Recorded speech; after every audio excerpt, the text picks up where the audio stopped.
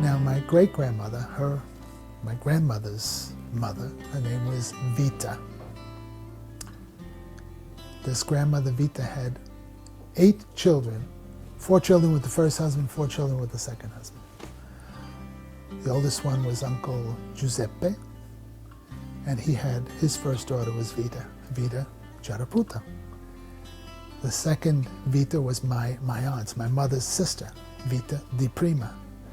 Then there was Vita from Aunt Nina, for whom my mother was named.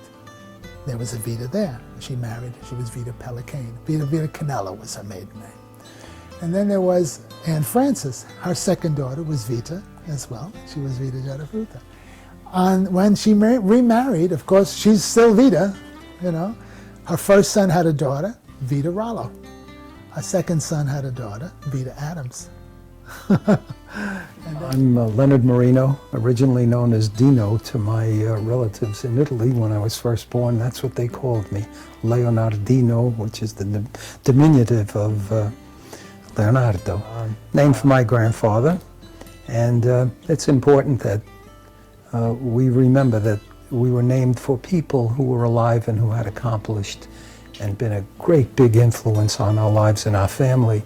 At Christmas time, somebody would say Nino, and all these heads would turn around. So they started denominating him Nino Grande, Nino Big One, who was my cousin, who was the oldest. I have another cousin in Pittston, Pennsylvania. My father had a brother, and he's Charlie Alfano. I was Nino L'Americano. And then we have a distant cousin of my father's sister, and his name is Charlie too.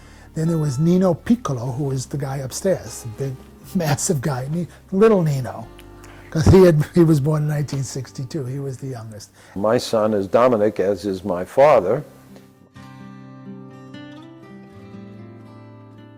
My first girl was Ninette, named for my mother, Antonina. The next child was a girl, and she was named for my mother-in-law, Rosemary, so we gave her the name Rosette. The only grandparent who didn't have a child named for him in that scenario was my father-in-law, Joachim, who was called Jack, so we named her Jacqueline. I'd rather see my granddaughter named for Jane rather than Taylor. Nothing against Taylor, but who in the blazes is Taylor? It's nice that she's named for her grandmother, so I like it a lot.